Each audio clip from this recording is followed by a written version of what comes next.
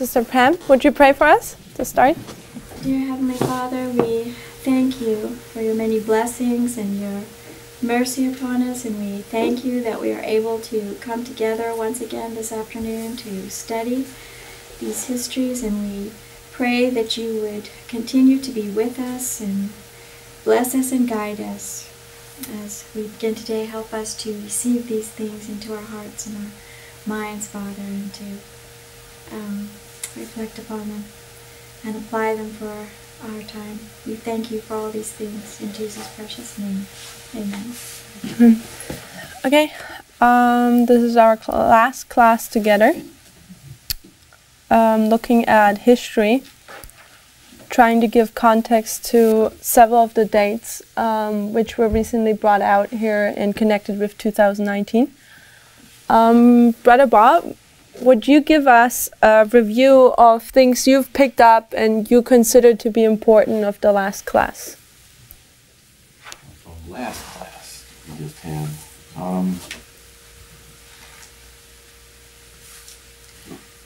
The last class, after we did our other review, we got into Napoleon, understanding his name, man of Naples, Napoleon, and meaning new city. And Bonaparte means bona is good and part is solution or match. So we know his name. He tried to live up to his name. And I know in November the 9th in 1799 is when he, I believe that's when he took over as, being emperor or ruling with a coup.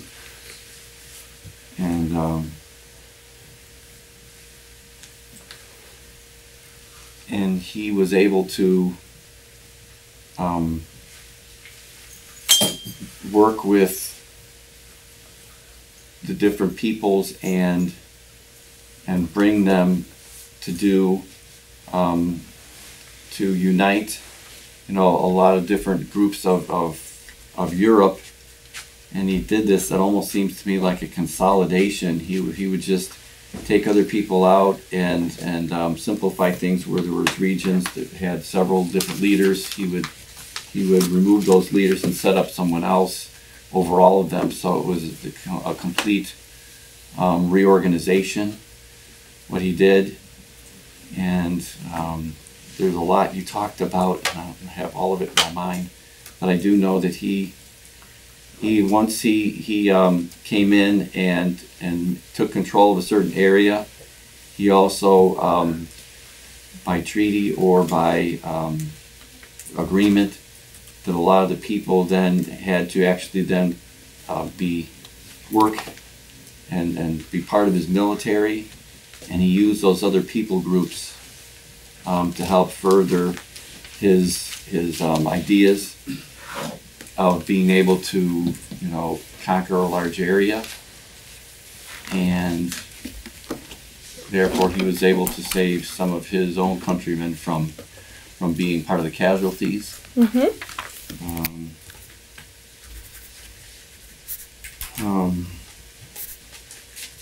You mentioned some specific areas that he defeated, I think, where he went into. He went into on the 14th of October, 1806. Yeah. Started on the 13th of October. On the 13th. But then it's actually marked on October 14th. Right. In a place called Jena. Yeah. Okay. And there he defeated the Prussians, or that northern area there. And that was, I guess, one of his steps towards getting to Russia. I don't think the Russians like that. I don't think so either. No. and then I'm not connecting all the dots after that because that's all I can remember. I think this was pretty much at the end of the class. Yeah, and you mentioned Francis II resigning. Who was Francis II? Good question. I don't remember. He resigned August the 6th, 1806, which basically put an end to the Second Empire or realm. The second or? The Holy Roman Empire. Holy Roman Empire. The The crown. Kaiserreich It was in German. Austria. So the first one, it was the end of the first time Oh, it's the period. end of the first one. That's Here. right.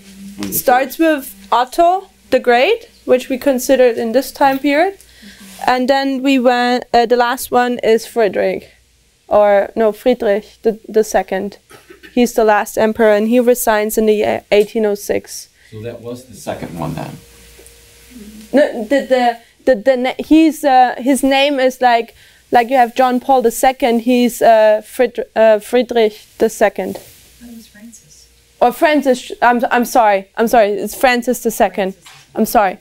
Yeah, but when you were talking about the three different, Empires? Empires. Mm-hmm. You have the one with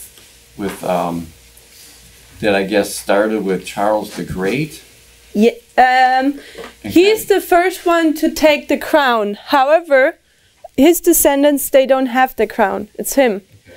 But then with Otto, he obtains the crown in 1962. And now this crown is handed always to the next person. So from this moment on, the crown gets handed down till 1806. And here there's a stop. Here's a break now. Okay. So the second one then, I suggest, is 1871 to 1918. Gotcha. And this is called in German Kaiserreich, or the empire of the German emperor, if I'll translate that right. Okay. Yeah, that was the first one. Was So- ended. Yes. And It was he 1806. He was Francis king of- II. He was the king of Austria. Austria, yeah. In all the areas that Austria had under Which were control. what? One Hus was from? Czech. Back then it was not called Czech. Not Prague. Starting Prague is what was the capital. Bohemia. Bohemia, Yeah. and there was another one. Starts with an H. Hungary. Hungary. Okay. Hungry. That's always my problem. Okay, so Hungary, and all of these, or Hungary, they had different tribes. So even if you talk about the Hungarians, they had again several different tribes under them. But often Austria, you have Hungary and Bohemia together. That was a big empire. And we saw that now we see how Prussia and Austria, how they start to have rivalry against each other. And the first really big encounter was with Frederick the Great against this this lady, queen, the Queen of Austria. I forgot her name. I think it was Elizabeth something. Let me see. Oh, no. I think I didn't write down her name. But it's a queen. Anyway. Okay, so, and now we have the rivalry. We see that, like in Protestantism, we have Charles V, the last emperor who is elected by a pope. He still has all of this kingdom. He has Spain, he has parts of Mexico, or what today is Mexico. The sun never goes down in his kingdom. But after that, through Protestantism and further on, we see how this kingdom now crumbles further and further. And we see how Prussia and Austria start to rise as these two dominant German kingdoms, whilst in the middle there are all these little tiny ones. And then we see how basically Napoleon starts to rise as a king, dictator, and basically wants to again, just as the others did, create a one empire within Europe. And what I found interesting is maybe we need to, for lack of time, won't be able now, but if people want to recheck that, is what I found is that on November 9th, Napoleon had this coup in Paris or in France, where he is claiming himself to be a dictator. However, the National Assembly or the government in France still had to give the power to him. So the coup was on November 9th, but how I understood it, but I didn't dig too deeply into it, it was not till some time afterwards that he actually was declared fully dictator. But if somebody can, they can recheck the history. Maybe this will play in with some of the understanding. Napoleon. This is Napoleon, yeah. In 1799. Yes? So which one of these leaders who are building a kingdom, which one was the one that has the saying, the sun never goes down in their kingdom? Who was that? That's Charles V. Charles V. Okay. And he's the guy who meets Luther. This is a 1521 Diet of Worms. That's what he is famous for. Okay, thank you. So, and this is also pretty much in the height of the Holy Roman Empire. Okay. So, interesting is what also came in my mind is in order to understand how the end of this world will look like and the various people we're seeing to rise to power, especially Trump, we need to consider those people like somebody like Napoleon, which were paralleling Trump. So we need to understand the way how these people thought in order to understand what Trump is up to, what he's trying to do. And interestingly is that often those emperors which are rising, they have great goals, and often they're populist, and often they are trying to change the way how people think. Like Alexander the Great, his intention was not just to have a great empire, his intention was also to change the culture and change the way people were thinking. He wanted also to, basically change the culture. And we see that also within the Bible, because Nebuchadnezzar, what did he do? When he took Daniel and his friends captive, what did he try to do? He took them with him to Babylon, but what did he do with them in Babylon? Educated them. But what did he want them to learn? All of the Babylonian things. So he tried to change their culture. And you see that even with the Romans, and I think Alexander the Great did it too. The Romans, they would, when they would get captives, they would take the kids, would raise them, their traditions, their customs, and when they were growing up then, these previous captives would be actually partially Romans and would not fight against Rome. So I'm suggesting that every of those rising emperors, they're trying to also shape, not just create a big empire, but they're also trying to shape culture. And Napoleon is the same. Napoleon, what he wanted is that he actually believed in the French Revolution. And he had his own agenda then. However, he goes across Europe and he calls himself the freer of the people. So the reason why he's saying he's going into Germany and Austria and Italy and then also further on Prussia and Russia is with the intention that he says he wants to free the people. And interestingly enough, leading up to the history of 1806 when he's defeating Prussia, the people were happy to see him. Like in Berlin, when he passed Berlin and conquered it, which was, I think if I'm remembering correctly, don't nail me down on it, was shortly after 1806. People in Germany or in Berlin, they accept him as the freer of people. That's how they welcome him. So he's convicting the people that he's actually freeing the people of monarchy. However, he's worse because he's the dictator then later on. So he's changing culture. He's bringing the seed, and I've said that in the history when we looked at the revolution in Germany from 1848. I suggested that the seed of the revolution, of French Revolution, was already everywhere in Europe, because all of Europe saw the French Revolution, and people were heavily suppressed in that time period by the government. And as the opportunity came, they just started up and were revolting as well, just as the French.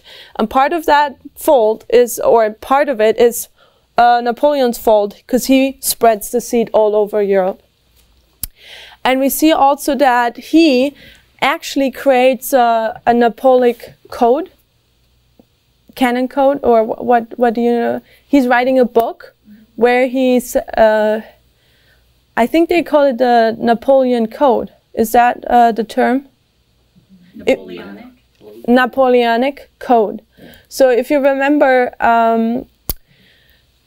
this was with the classes with Brother Jeff, and it was about July 27 this year, and it was considered what happened there, and we saw that the, what is this thing called? The State Department, I think the State Department, they released some statement about the Pope being the symbol for religious liberty. And I think Antonisha, too bad she's not here, but she did like a research and came across that this is basically connected to the Napoleonic Code. So this is connected with July 27. Troy, do you remember that? What do you remember about it? It was linked to something else in the past, and I can't remember what it was. Okay, so we need to rewatch the classes. However, July 27 this year was connected, and the statement done there by the State Department was connected with the Napoleonic Code, and the Napoleonic Code, in its essence, you can trace back to the Justinian Code, shortly before Justinian puts the papacy in place, so to speak.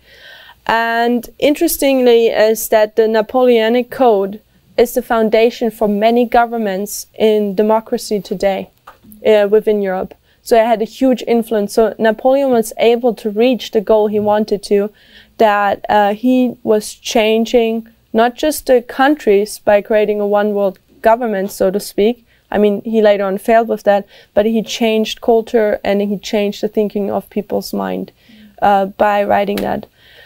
And it's funny, Napoleon, he had a problem. He had the little man syndrome because he was quite tiny. And I find it interesting because he was smaller and he had this special relationship with his horse. Somehow you can often see him on his horse. And this reminded me a lot of Alexander the Great, because Alexander the Great as well was a rather small man, and he had a special relationship with his horse. And both go out to conquer the world. Brother Bob? When we were in France, and we were looking at some of the statues and things you get in some of the parks or areas where they have them, and you never, ever, ever see Alexander the Great or Napoleon or any of these short people just standing next to their horse. They're only on their horse because of how short they are. They don't want people. They don't want you to see how small they were. Yeah. So they always have them pictured on their horses. Yeah. Which was a point that we took note of when we were in France. Yeah, praise the Lord. Thank you for sharing. So that's why I like sometimes going to these European cities, because this makes. Is this a hand of yours? Oh, I'm so sorry. I'll take you in a second. Because it is prophecy visualized. You learn prophecy when you go through this, and I find it amazing. Sister Rebecca. You say Napoleonic Code, so it's, how do you spell it? C-U-L, Napoleonic, and the other word, what are you saying? Napoleonic Code. Code is C-O-D-E.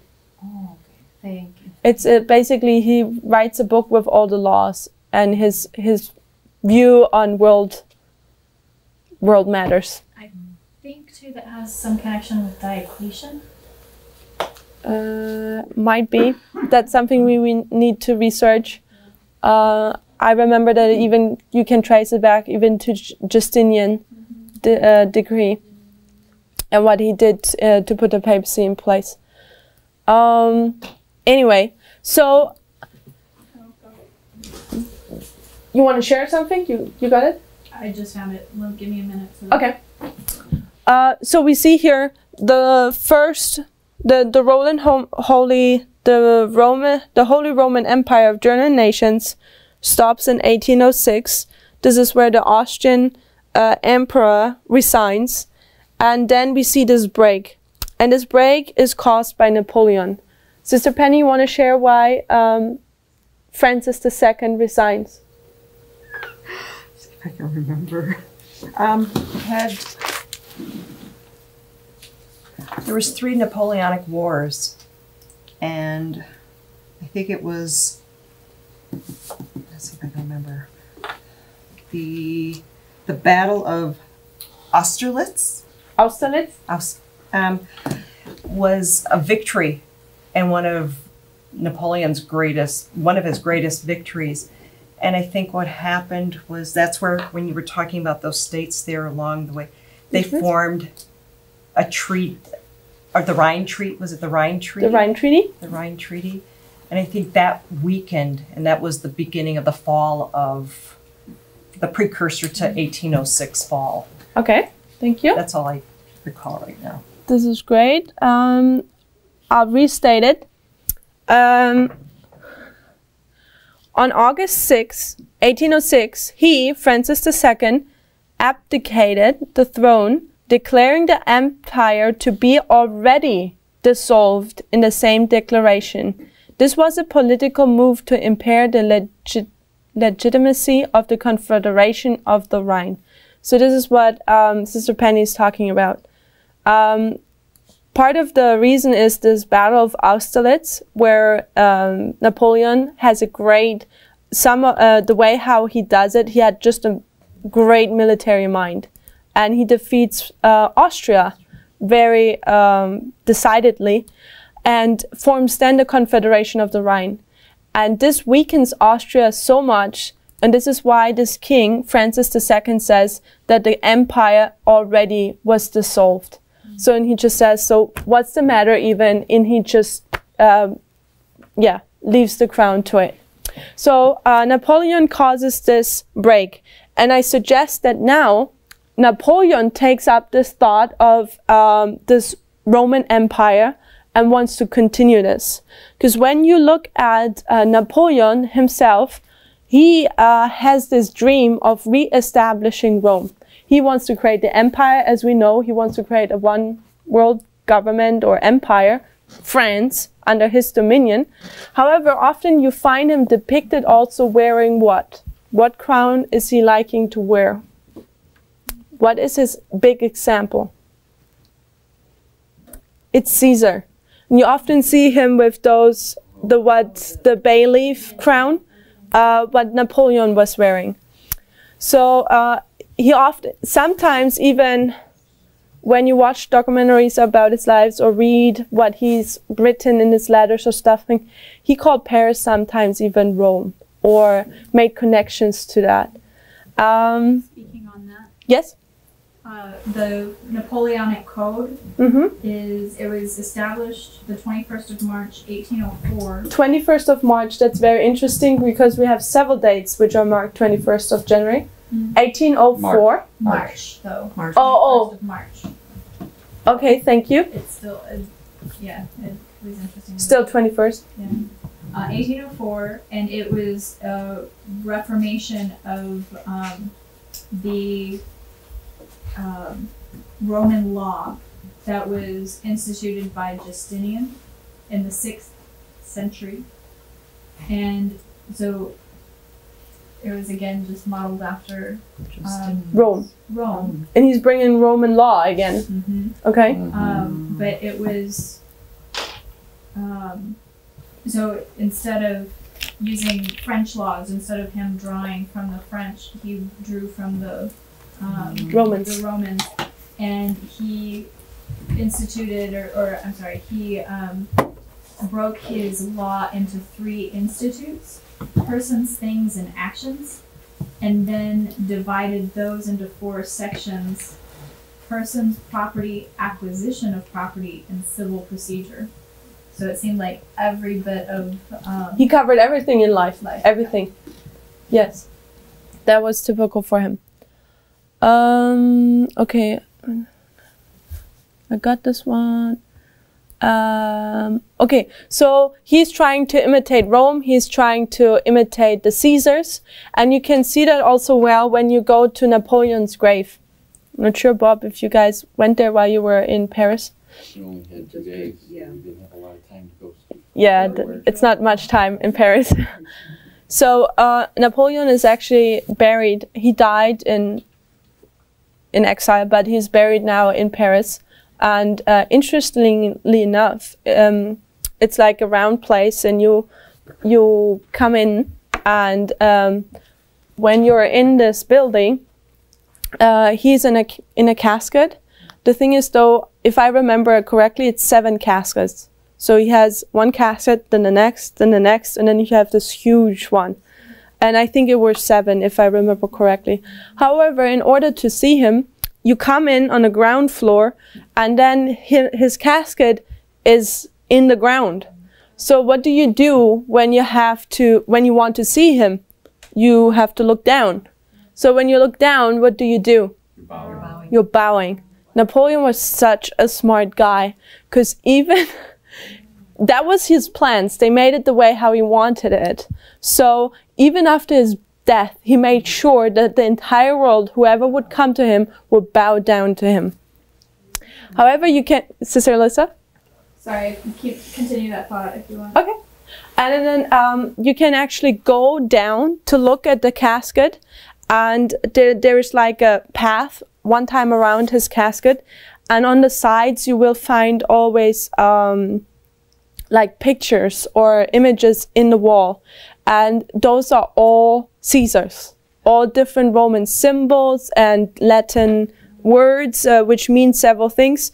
I took pictures once I was there, but you could find a lot of meaning. So you can see literally how he was just fascinated by Rome, and he tried to copy it.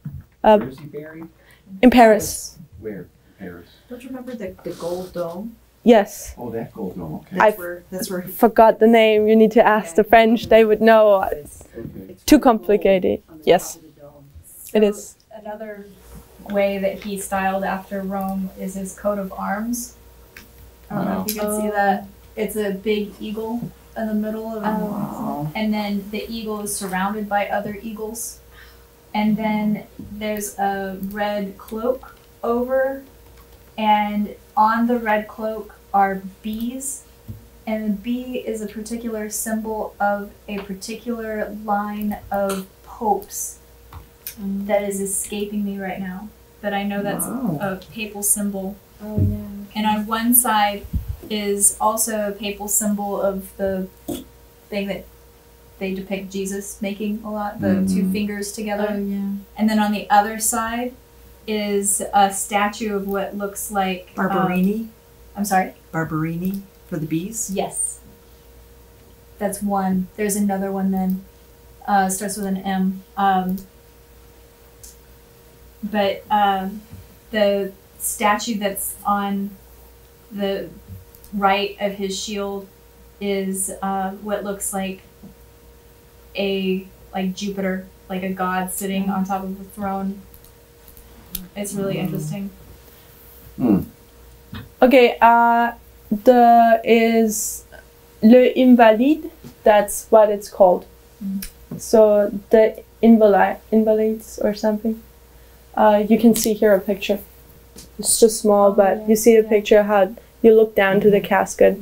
But then you can go down to the casket, and it has a path around it, and there you will see all the Roman figures.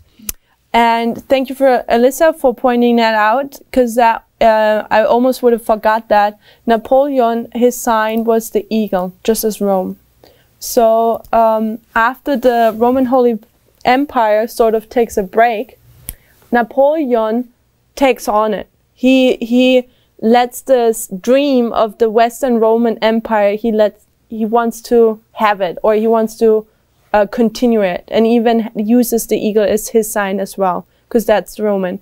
And I suggest that as well as the Roman Holy Empire of German nations typifies the United States, as well as what we already considered that France or that Napoleon in his rise is typifying the United States. And I suggest you also have the eagle demonstrating that, because you see how the United States, one of the symbols is also the eagle. Okay, let's continue. And we see now Napoleon is rising, and interestingly is that he goes out to conquer Russia and he fails in Russia. And I suggest that we can parallel that with Hitler, because Hitler goes out to conquer Russia, but also he will fail in Russia. And both have the same dream to create a one world government or empire under their rule, and it doesn't work out. Anyway, in the year 1813, this is where Napoleon's empire starts to crumble. He fails in the year 1812 in Russia. The Russians, they had a big advantage. Firstly, they had a huge country, and secondly, winter was coming. So what Napoleon did is he always went further into Russia, and the Russians, instead of fighting with Napoleon, they just withdrew into the country. So they let him keep coming, and they would just go further in the country. So basically, they just, you know how you have a snail, and the snail has the slime they go on, yeah? But so that's Napoleon, but at one point the slime is just going slower and you run out of gas, so to speak, you know? That's what they were trying to do with Napoleon. Napoleon, he reaches Moscow, and Moscow seems to be completely empty, and he doesn't know what is going on. And they thought they just conquered Moscow, which was the capital of the Tsar. However, what happened is that at night, they had left, in several buildings, they had left ammunition, black powder and so on, and a few people offered themselves to stay behind at night. Once the French people are sleeping, they blew up these buildings, and basically Moscow burns down that night. So the Russians, they sacrifice Moscow in order to bring Napoleon down, because now Napoleon doesn't have anywhere to live, he doesn't have food anymore, and winter is coming. So basically he has to return. So he fails in Russia, and the Russians didn't lose much, because they are used to the Russian winters, and they never really had a war with Napoleon. So this is starting the downfall of Napoleon, more or less. And in October 1813, he's defeated by the Prussians, which have an alliance with Austria, Sweden, and Russia. So this is where he is defeated. And I didn't look up the history too much, but I think it's a battle in this area somewhere. I'm sorry, it's just in the eastern of Europe, I believe. Maybe Sister Penny can find it out for us. Interesting what it was, though, that you know how this was the powerhouse for Napoleon? Battle of Dresden? Battle of Dresden. Yeah, Dresden, here. I think that was it. So here's the battle. And here we see how Prussia, Sweden, Austria, and Russia are against Napoleon. And Napoleon, I told you, had these people here, the Confederation of the Rhine, behind him. So what happens though now, in this battle, which lasts several days, the people of the Rhine Confederation actually come to the Allies and say, we don't want to shoot Germans anymore. So we see here, they are actually fighting these brethren, and they're saying, why are we even fighting our brethren? So they're coming up to them saying, we're not going to do this anymore. And what happens now is in the next fight, the French and the Confederation people of the Rhine, they march against the Allies, but suddenly those people from the Confederation turn around in the battle and just shoot the French people. So within the battle there are switching sides, And Napoleon was so surprised. He didn't expect that at all. And he loses the battle and basically is defeated. Later on, of course, we know the story. He is being put to St. Helena. No. Yeah. The first one. I think this was Corsica even. I think he was exiled to his home. Elba, which is somewhere in here, I think. The thing is, though, here he was just waiting to basically get an opportunity to come back. And what happens is that he has spies still in France. They look at the situation, what is happening in France. And the thing is, after Napoleon left, the state is just in a disaster. And I suggest that we will also see that in Germany, that when the government is taken down, there is a disaster with no one takes up the leadership, the parties are confused, and Napoleon sees this to be his next opportunity. He takes a ship and just with a few people comes here to the French shore and basically marches to Paris. And some people try to stop him, but Napoleon, as often those other great leaders, was somebody who was a populist. He had zeal. He was able to make people excited and side with him. And basically the people who even wanted to oppose him and shoot him, they turn around and are part of him. And it's literally, he reaches the shore with a few handful people, and in Paris, he has an entire army. That's how powerful Napoleon was. However, then he considers that he wants another attempt to conquer Europe. But then we have the allies. I think also the UK or England is now part of it. Prussia, Russia, but they were not present, and Austria, and they defeat him at Waterloo. So this is normally where we consider Napoleon to be defeated. However, we should not forget the Battle of Dresden. That's what you found out, Alyssa, right? Yeah, there's also a Battle of Leipzig, though. Leipzig, yeah, this is pretty close together. So it will be in the same time period-ish, probably. Leipzig was where 90,000 casualties of the French died. Mm-hmm. Okay. So his defeat starts in 1813, and then he's fully defeated in 1815. And this is where I suggest, in this time period, there is a special elite is starting to be created, who their purpose is to defeat Napoleon. And I already told the story once. They were having black uniforms with red borders and golden buttons. And this is where you the first time see black, red and gold. So this is where the colors, which later on are being used for the German flag, they're being used in the war against Napoleon for the first time. And then in 1848, in the revolution, we see how they're being used as the official flag of Germany, but it's not till later on where it's actually truly adopted. One thing I wanted to point out about Napoleon before we go to the First World War now is that Napoleon, as soon as he becomes dictator, he's restricting the press. He closes down newspapers in Paris, as well as throughout the career of Napoleon, he would be the person who writes or dictates the reports of the different wars to the French people. I always want to say French brethren, the French people in France. So whatever was published in Paris or to the French people on what's going on in Napoleon's affairs, he pretty much dictates it. So we see here, I don't know what we want to call it, but we see here either the restriction of the press as well as an information war. Because often he doesn't really, especially in the later years when he's losing, he doesn't really say the truth. He makes it sound better than it actually is. And this is something we will also see in the First World War happening.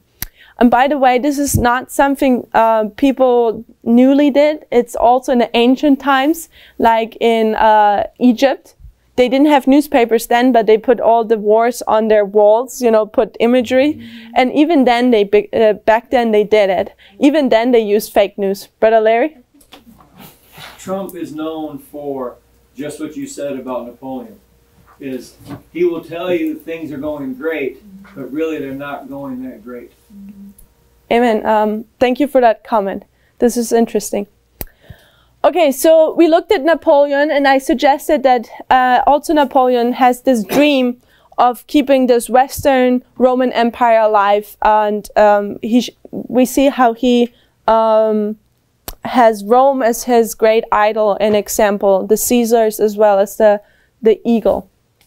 Then we looked at the angering of nations. We see the revolutions within several countries or nations within Europe. Interestingly enough, you have, I should actually look into the history, but some nations within Europe, they technically still have the monarchy going, like Sweden, or you have Holland, they have still a king. Spain technically has a king still. The UK still has a queen, even though they don't have much political power. However, somehow their king is still alive. I wonder what's the difference between those countries where their kings and queens resigned or were resigned and those who were still alive. I wonder what the difference there is. Somebody can find it out. Anyway, we looked at the German Revolution, which failed. We looked at Robert Blum, who gets executed on November 9th, 1848. And then we continued with the story of the unification of what today is called Germany. Back then, it was not Germany. It was a treaty of the German-speaking countries, various states, kingdoms, with the leading kingdom of Prussia and Austria. We already looked at that they had rivalry going on. However, we see that then this guy Bismarck comes up, which was the chancellor of the Prussian Empire. He was a very smart guy, and he's considered as the hero of Germany because he unifies Germany. So what he does is he first to be bold, he actually drops out of this treaty of the unification of Germany, the treaty of the German states and kingdoms. He drops out and basically declares war on Austria. Then these two have a war, Austria and Prussia, which is called the War of 7 Weeks, 1866, 1867. Prussia wins also because Prussia has a new weapon. They have now arms where you can reload while you're still laying down, this typical as we have it today. Pardon me, how do you call this? What do you call this? Bolt action. Bolt action. The Austrians back then didn't have that, and they lost very easily. Prussia won. And anyway, this leads to Prussia establishing themselves as the primary German kingdom and unifies all of the north of Germany. What then happens is that Prussia, I considered it as poking, keeps poking the French kingdom, which is to the left, as we see here. Oh, sorry, here. So we see here Prussia has the north now here. This is Prussia now. And it keeps poking France till France declares war on Germany. And this is what just Bismarck was waiting for, because now he had a common enemy and was able to unify even the south of Germany against France. So this common enemy, France, united all these kingdoms and nations against this common enemy. And I suggest that this is, when you make an application today, in our day and age, this is what is happening to our society at the moment. Common enemies are created in order to unify, even if technically you don't like each other. So then by 1870-71, you see now how all of Germany is unified under the Prussian king. And what they do is they crown the Prussian king as Kaiser or Emperor in the year 1871 in Paris or in front of Paris in the castle of Versailles. Very beautiful palace, in the palace of Versailles, excuse me. Which is interesting because at the end of World War I, we will be again there. This is the peace treaty of Versailles. But now not Germany is the winner, now Germany is the loser. So this is now what you can consider as Germany for the first time, that this is unified Germany. That's why Bismarck is such a hero, or considered as a hero, because he unifies Germany. So this leaves Austria now to its own. Austria is its own country now, Austria governing Bohemia as well as Hungary. And then you have this kingdom here, the Kingdom of the Kaiser. Interesting was that Bismarck was the 9th and the 11th Chancellor of the Prussian. We looked at that. As I said, these are just historical facts. We don't really know what they mean, but maybe as we continue, we will be able to make parallels and applications. In the year 1888, important date to us, through the 1888 General Conference. In Germany, we see that Wilhelm I dies, the Prussian king, and is replaced by Wilhelm II. He takes on the crown, and he and Bismarck's don't go along well. So the reason why is that Bismarck, after the unification of Germany, he knows that it is important to have peace within Europe. And he seeks actually to have a good politic to the neighbors surrounding Germany. However, Wilhelm II, he is a different kind. The way how he grew up was, he had a bad childhood. Reason being is that he was a little bit lame. I think it was his right arm.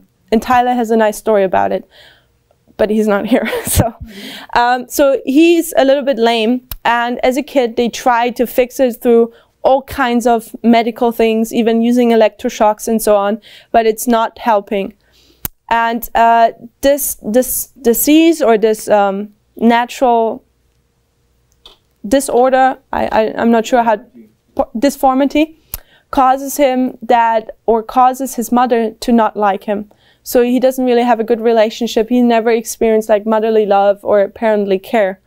And I think we keep seeing how those people have, through a because of bad childhood, it affects their rulership, sort of. And I'm just pointing out that he is also one who had a bad childhood. Interesting is that his grandma is Queen Victoria from England. So she's the famous queen, and she married a German. And it's a lot, people like to make movies out of it because it's technically, it was a arranged marriage, but at the same time, it was also a love marriage. So you see how in monarchy, all of Europe was pretty much family, but the ties between Germany and the UK were specifically strong. Because now the Queen of Victoria has kids, and her daughter marries again a German. And Wilhelm II is the son of the daughter of Queen Victoria. So basically, Wilhelm grows up also spending much time in the UK at his grandma's house. So the policy of Wilhelm II was though opposing the policy of Bismarck, because Wilhelm again wants to make or give Germany a place in the sun. So before I used the term where I said that the sun didn't go down in the Holy Roman Empire of German nations. By the time we come now to Wilhelm II, the sun did go down. And he wanted to change that. And it didn't go well with Bismarck, so basically Bismarck is kind of forced to resign. And this is in the year 1890. And now Wilhelm II takes over. And from 1890 to 1918, this is also called the Wilhelm period, or as we looked at on this side, was the second time there was German supremacy within Europe. And the thing is, Wilhelm II wants to make Germany bigger and greater again. And I suggest that these are terms we are hearing even today. And here we see also now more the German pride coming up, national pride. To be a German means to be united. And we see how, and this is why I'm going through such an extent through the history, because we see how Germany actually goes through a history of uniting. We can see that over and over again. So to be a German means to be united with your German brethren, as well as to have a powerful and glorious ruler, and it is also to be proud to be a German. So this kind of sentiment is now starting under Wilhelm II. Wilhelm II, he forms an alliance with Austria and Hungary, and Austria was sort of ruling also Hungary. And he had a secret alliance with Russia. So I thought this might be collusion. But this alliance breaks. And by the way, the Tsar was Wilhelm II's cousin. So you see, through his mother's line, he is connected deeply with the UK, but also with Russia because it's his cousin ruling there. So Berlin, which I should go in this side, Berlin. So Prussia, we have Germany and Prussia here, this portion here, and then Austria in this area. Berlin is now, it's the capital now, since 1871. And it is starting, Berlin was to be, don't want to say like a Silicon Valley, but I suggest something similar. Germany had headway. So you saw how Berlin had trolleys are being built. They had the city grows, the economy grows. The first traffic police, you know, a policeman who regulates the traffic, is first introduced in Berlin. And why do you need that? Because there's so much traffic. So it shows you in a time period, Berlin is really flowering, blooming. Back then, remember, there were no cars or something like that. And now the period where automobiles come up and trolleys and this all starts and it all takes place. Berlin is quite at the head of it. They introduce all these things and then they need a traffic police. So I'm just trying to suggest that Berlin was very upfront in their economy, as well as they developed a lot of things. So in the 20th century, Germany is top efficient in development of economy as well as in science. So they're creating a lot of these new things. They're developing a lot. They're in science as well as in economy. And this is where in Second World War, and Sister Tess was pointing that out, that Hitler actually takes a lot of these plans which were developed in this time period and sells them to the Russians because German knowledge was very liked. So you can even see things like bombs and stuff like that. They were invented by the Germans and later on they were passed on to these other countries. They were selling their plans. However, in this time period of this flowering of the economy and the I don't want to say wisdom, the knowledge of Germany, this made in Germany, have you ever heard that? Do you think positive or negative about it when you hear it? Positive. So this is where this results from this time period of the Wilhelmine period, the beginning. This is where it comes from, made in Germany, because of this this boom of knowledge in Germany. And it was considered as a brand when something was, it was considered, made in Germany was considered as a brand. It's becomes a symbol of the power of Germany. But now we have a problem, because in this time period, we see how a lot of this is the time period of colonies as well. you see how the French and the UK, they're reaching out, especially to North America or India, that time period area, or Africa for colonies. And somehow Germany was a little bit slow. They never really participated in that. Till Wilhelm II comes to the throne, and he wants to change that. But the thing is, the world was already kind of divided between between France and the UK. There was not much left for Germany to take. Except for there were certain things like, when I look at the map, it's certain parts in Africa, but especially also those islands between, I don't even know what you call them, but they're between Australia down there and then India up there. And there's a bunch of smaller islands, and Wilhelm took a lot of those. But they were not very economic efficient. So they actually cost more than they actually would bring wealth to him. Okay. However, in this time period, also China was interested, or a lot of countries were interested in China. And this is where you have all these opium affairs. This is in the year 1898-ish. So Germany managed also to be, or interfere into things with China. So in this time period, Wilhelm II, he has a hate-love relationship with the UK. He loves the UK, but he's jealous of the UK because he loves fleets, he loves boats, and the UK has a big fleet. They're considered as the power which rules the seas of the world, but Germany doesn't have a fleet. He loves the UK because he is actually half British, and he hates them because he has a competition going on with them. And in the UK kingdom, the sun does not go down, but in the kingdom of Germany, the sun does go down. So in the year 1989, this is something I would point out.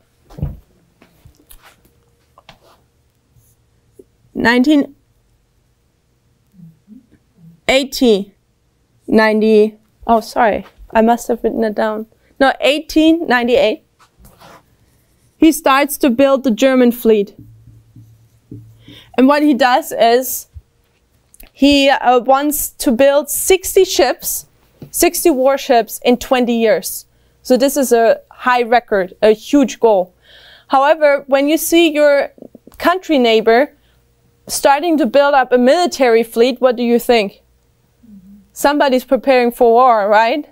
So the UK didn't really like that. They felt threatened by it.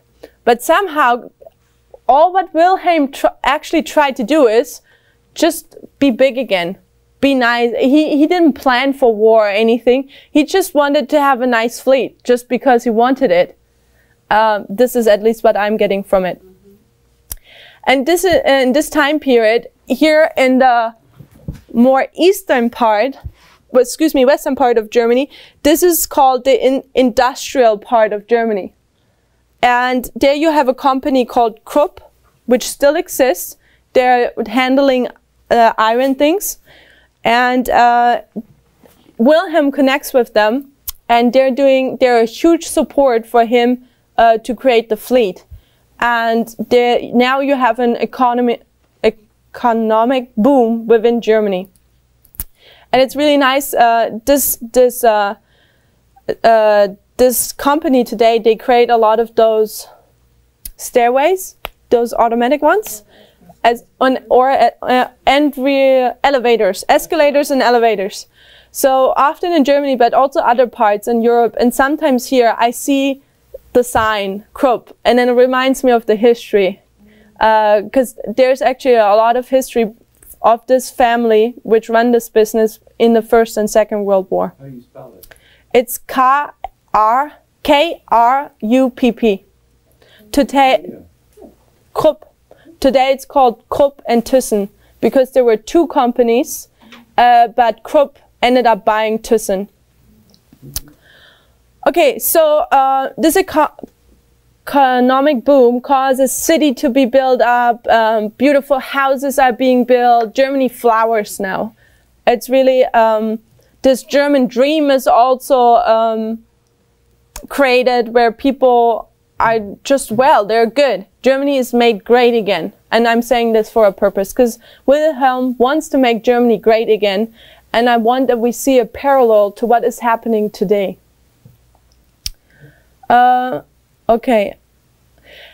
But what is starting now to do is that Wilhelm II, he's starting to act like he's the only person ruling in Germany. He starts to disregard whatever his chancellor is saying. He's ignoring him. He's ignoring what the parliament says. He's acting like he's the only person ruling. And I suggest that we see similar today.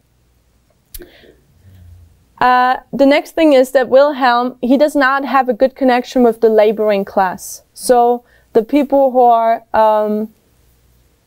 laboring for him, he somehow is not very smart in the way to reach them. And the conditions of the laboring class was very poor. And in different parties in this time period where Germany gains this wealth, other parties are being able to get a lot of people siding with them, especially the Labour Party and laboring people. And I suggest that the laboring people are the majority. So this morning I talked about how these people often move the wheel of history.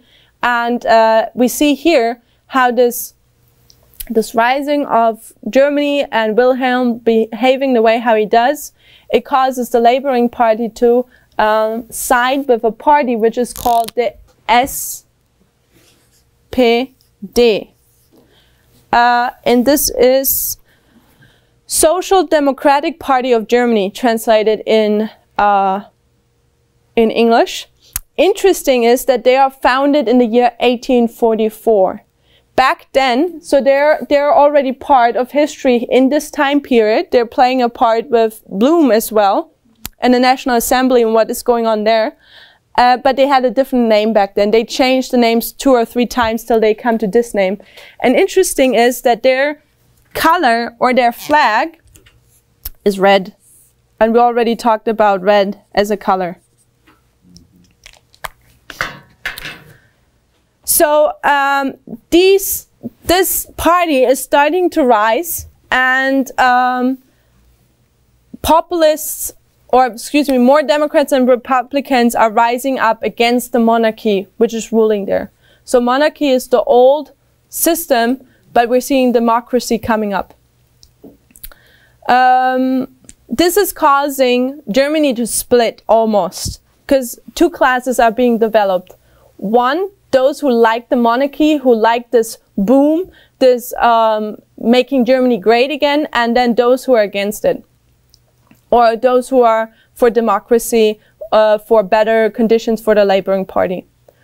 Interesting is though now that Wilhelm II says that those people who are rising against this dream he has, the monarchy and so on, he says they are not even worth to bear the name German.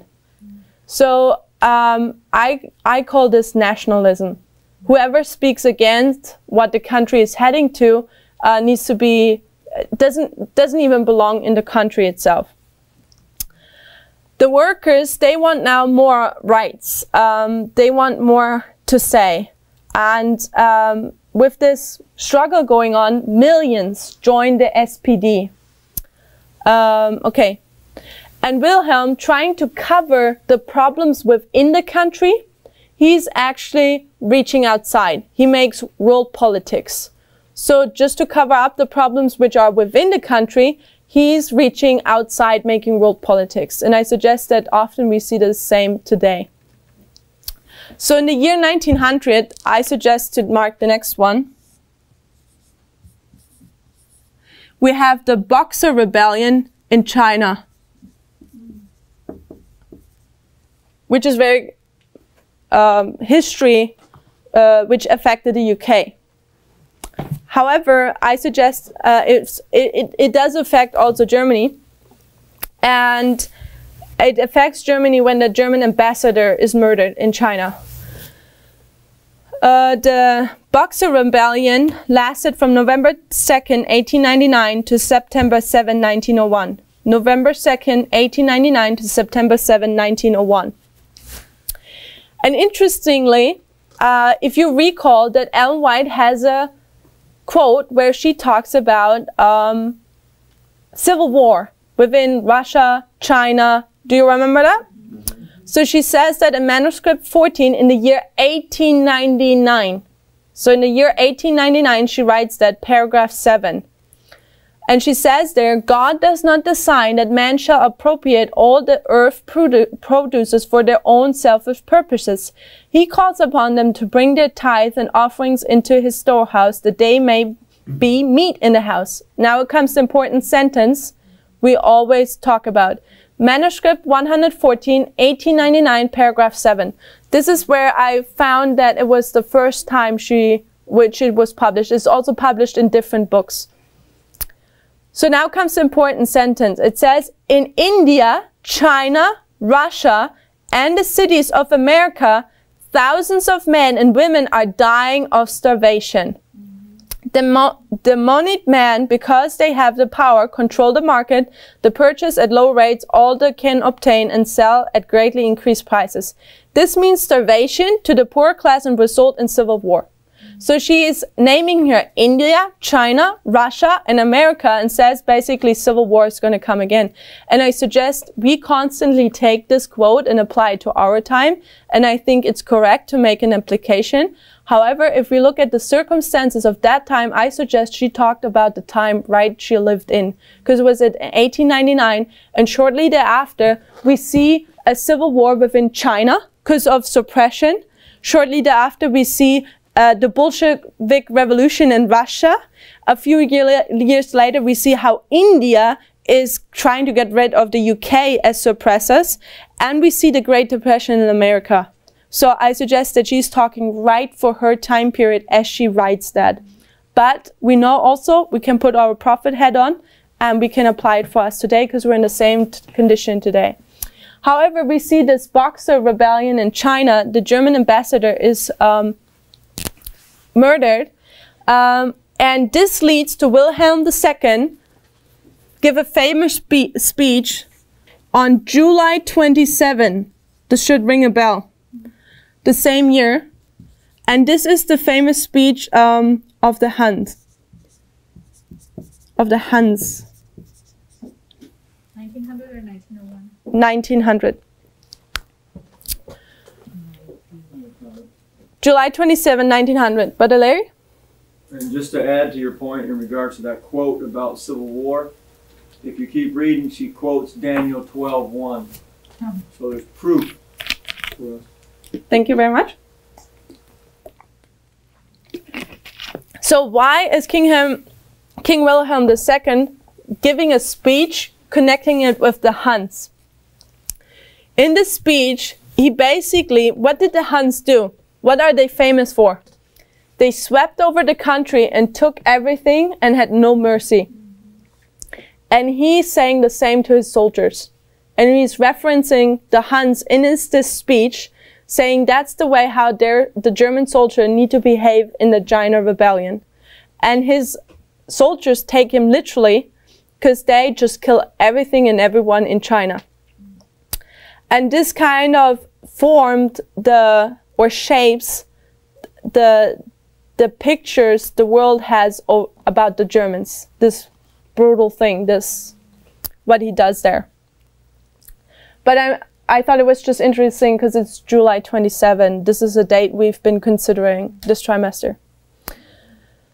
So what happens now is Wilhelm II is making Germany great again. At the same time, by making Germany great again, he's offending countries within Europe, like the UK with the fleet. And it's causing the uprising of the First World War. We see how there are two allies, two groups are being formed. We see how France is connecting with the UK, later on also with Russia, which are called the Ententes, which is French, which means the friends. And then you have the other allies, which is Germany, Austria, with Hungary and Bohemia, and Italy. So you have two groups being formed now, getting ready for First World War. Sorry, the alliance with Germany is called Triple Alliance. The other one, the French one, is called Triple Entente. Triple Entente. And they formed themselves in the 31st of August 1907.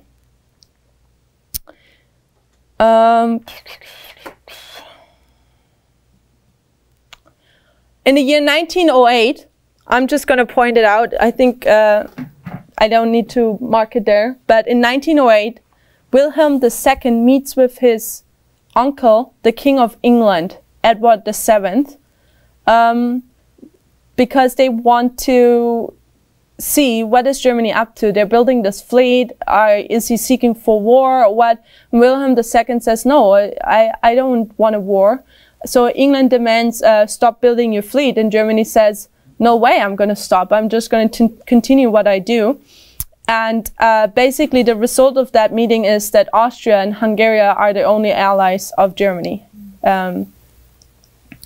So the procedure for preparing for war continues. So by the year 1912, the SPD, this party, has reached has become the biggest party within the German parliament. So the next thing I consider to be important is the year 1913. Because in the year 1913, we have a marriage of the daughter of Wilhelm II. She's marrying a prince of the kingdom or the state Hanover. And the thing is, a marriage is always an encounter where a family comes together. So 1913, that marriage is the last event where all of the monarchy of Europe, or not, I'm not saying all, but where the monarchy of Europe comes together as a family reunion. And they're playing all nicely there. They're meeting in Germany. But while they're meeting for the marriage, the chancellors of the various countries are preparing for war. So we see 1913 as the last encounter. Preparations for war are already made, but there is this last meeting. And I suggest for Second World War we have the same. Because shortly before the Second World War starts, in Germany, what happens? What event? The Olympics. The Olympics are in Germany and they bring the last time the world together before the Second World War. Okay. Okay. And I suggested the First World War is where we see how the monarchy ends, a dynasty ends, and a new one starts. And people are more interested now in nations, nationalism, rather than the monarchy. So after the First War, what you have is now the European different nations. It's not about monarchy anymore. Okay, how did it all start? How did the First World War start? And this is what we're going to consider in the last minutes. Is that Germany, I want to just state that Germany did not start the war. What happened is that this part of Europe was very critical. So you had Austria ruling over the Hungarian tribes as well, Bohemia, but there were several different Slavic tribes, as well as Islam. Turkey was kind of interfering with this, and I suggested before this is very puzzly here, so I'm not as smart to figure this entire history out, but to keep it simple is there's a lot of uprising going on, and these various Slavic tribes, they want to get rid of Austria as their main ruler. And you have there also several wars preceding the First World War in that area, and they're called the Balkan Wars, the first and the second one. So what happens now is that on the 28th of June 1914, the Archduke, or the person who would have been the next king of Austria, him and his pregnant wife, they go in this area and visit basically their kingdom. However, they knew that it was a critical situation. And what happens is that those terroristic, those tribes which were already kind of hot, they wanted to attack and kill this crown prince. Is that what you call it, crown prince? The prince who would be the next king? And so this king and his wife, they're driving in the car and they're trying to throw bombs, but it somehow doesn't work out. It reminded me a little bit of Kennedy because he was driving also in a car. However, it happens, there were 6 assassinators. 6 tried it to be. However, through these bomb attacks, nothing worked out, but by accident, they took a turn in their car and ended up being right in front of one of the people of the terrorists who wanted to kill these. And he takes just his gun and shoots the crown prince and his wife, which was pregnant, and both die. So, and interesting, you have in Wikipedia, you have a comment about this. And this is June 1914. And this event sparks the First World War, a terrorist attack. And in Vienna, they hear about that their crown prince was killed, but somehow everyone was like, yeah, whatever. But one of the commentators says, nevertheless, the political impact of the murder of the heir to the throne was significant and was described by a historian, Christopher Clark, on the BBC radio series Month of Madness as a 9/11 effect, a terrorist event charged with historic meaning, transforming the political chemistry in Vienna. So this event is called a 9/11 effect event. And what is a 9/11 effect? It's a terroristic event charged with historic meaning, transforming the political chemistry wherever. So even the secular world connects it with 9/11. 9/11 is a secular term even now, the 9/11 effect. Being referred to in retrospect. This, the killing, Of Franz Ferdinand. Yes. In 1914. Yes. Less than 100 years before 9/11. Yes. So it's the historians looking back on that event. What Yes. you're asking. And saying this is a 9/11 effect. And this sparks the First World War. So what happens now, and we're gonna finish this point. What follows now is called the July crisis in secular world. What happens is on July 5th, Austria sends now an ambassador, Wilhelm II, asking for help, saying, hey, we were hurt. We kind of need to go there and clean up. Are you going to help us? Wilhelm II says yes. However, then there was a letter sent to the Serbians who did it, and some demands were given to them. Say, if you meet this and this and this criteria, we're not going to do war against you. Serbia accepts all of those terms, except for one. One they don't, and the one they don't is that Austrian ambassadors will be all over in their country. They just want to get rid of the Austrian dominion, and that's what they're not going to accept in these terms. And this is what Austria is going to use to start the war. So finally, on 28th of July 1914, a month after the assassination, Austrian-Hungarian declared war on Serbia. So this is starting now the First World War. And Wilhelm II, he tries to not enter the war. He's reaching out to his cousin, the Tsar, to prevent the war. However, the Tsar, he had his own interest into this area, Serbia. So with the Austrians coming here, trying to make clean ship with Serbia, he thought that the Austrian would interfere with his intentions for this area. So he did not help Wilhelm II. And basically, what ends up happening is that Germany has to enter war, essentially, and Russia makes mobile against Austria and Germany. And you see how family rises against each other. The last point I want to make is how Germany goes into war, and then in Sabbath School remarks we're going to finish this. The motto of the Germans, their slogan was freedom, equality, and brotherliness. Does this remind you of something? Unity makes one strong. And I suggest that this is very similar to the motto of the Americans or the American flag. Unity, equality, and brotherliness, and that unity makes you strong. I think this is part of the American dream.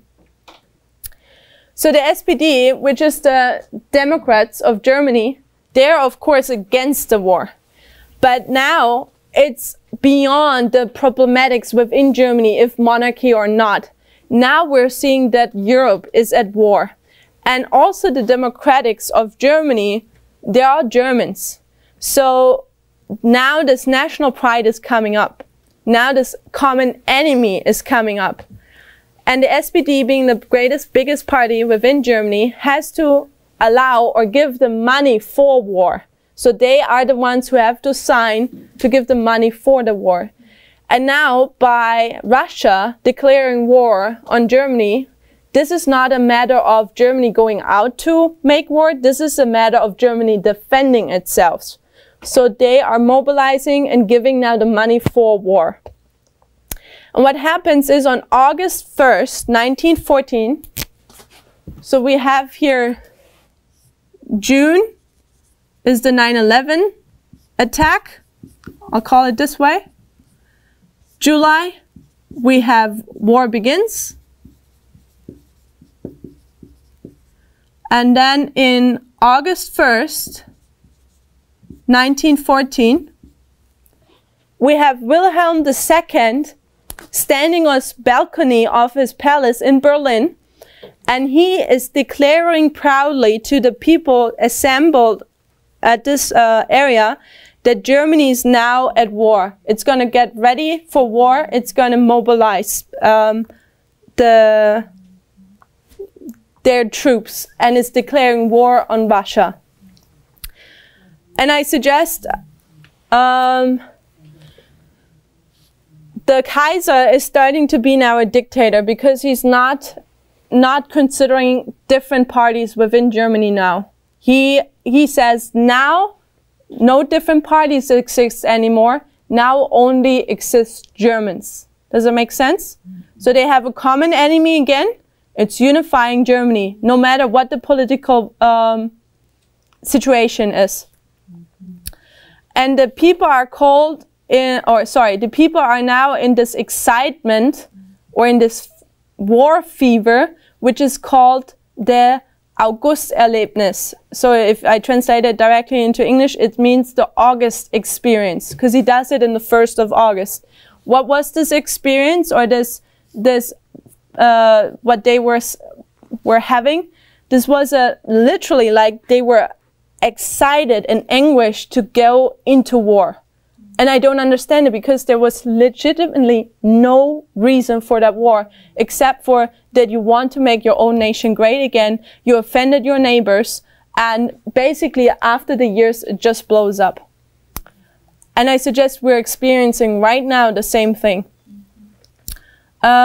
People are being united under the thought of defending the fatherland. And people think that this war will be a short one. They will be home by Christmas. So this is happening in August. They're thinking they're home by Christmas, but the war will last 4 years. In this war, we're going to see new weapons being used, poisonous gas, as well as tanks. This is a new way of warfare. And I think this is probably where we're gonna stop, because this is gonna go in the First World War now. We'll see how the First World War goes, and we will show collusion within the First World War at the Sabbath School remarks, because we will see a secret alliance in the First World between Austria and France, which was Austria used to be the ally with Germany, and France was the enemy. and we see collusion going on there and a leaking of information. Anyway, I hope you guys enjoyed it. And Bob, you want to pray for closing? Dear Heavenly Father, thank you so much for giving us this opportunity to look at the past. And Lord, I pray that your Holy Spirit will continue to help us to see the things that you want us to see out of the past and the struggles of humanity in our fallen nature and your divine principles. And Lord, I pray that as we study these things, that you would help our hearts to be transformed and to be only looking for heavenly things. Lord, we long for heaven, and we know that a lot is going to be happening here on this earth soon. Please prepare us for the events that are going to happen on this earth, and prepare our hearts so that we might be fit for heaven. I ask all this in Jesus' holy name. Amen.